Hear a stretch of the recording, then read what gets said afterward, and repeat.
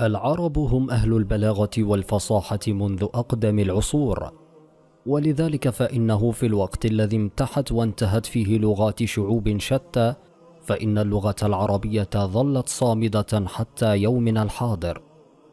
والشعر هو شعار الحكماء ولغة الفصحاء، وقد ردد الشعراء أبيات تذيب القلوب قبل أن توافيهم المنية.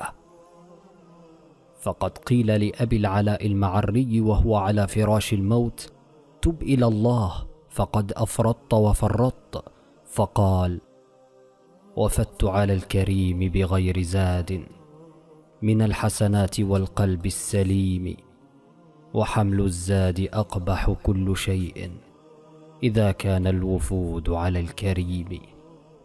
الحجاج بن يوسف الثقافي.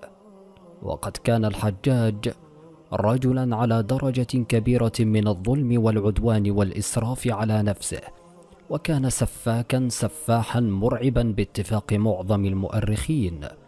وعندما حضره الموت قال: يا رب قد حلف الأعداء واجتهدوا بأنني رجل من ساكن النار، أيحلفون على عمياء ويحهم ما علمهم بعظيم العفو غفار.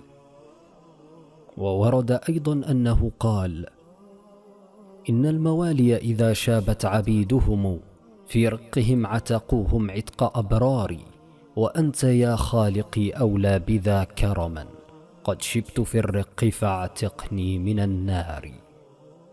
كما ورد أيضا عن الشاعر أبي نواس: وقد عاش حياة مملوءة بالمجون في عصر مطرف كثر فيه المجون، ونسب إليه كثير من شعر المجون والطرائف، وأكثر ذلك منحول غير صحيح، ولكن من اشتهر بأمر نسب إليه أضعافه، ولكن شعره الثابت يدل على مجونه الذي لا ريب فيه.